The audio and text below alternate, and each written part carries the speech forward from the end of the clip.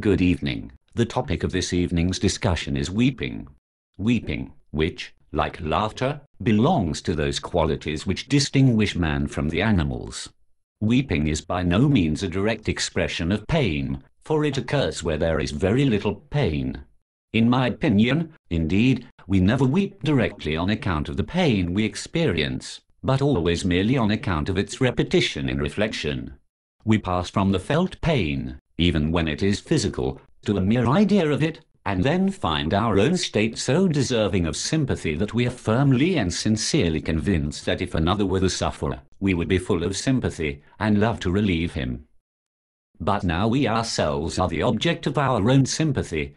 With the most benevolent disposition we are ourselves most in need of help. We feel that we suffer more than we could see another suffer.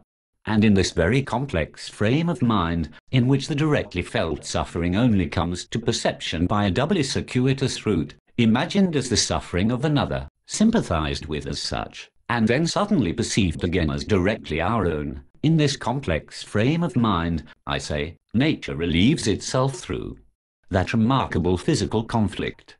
Weeping is accordingly sympathy with our own selves, or sympathy directed back on its source. It is therefore conditional upon the capacity for love and sympathy, and also upon imagination. Therefore men who are either hard-hearted or unimaginative do not weep easily, and weeping is even always regarded as a sign of a certain degree of goodness of character, and disarms anger, because it is felt that whoever can still weep must necessarily always be capable of love, i.e., sympathy towards others, for this enters in the manner described into the disposition that leads to weeping. The description which Petrarch gives of the rising of his own tears, naively and truly expressing his feeling, entirely agrees with the explanation we have given.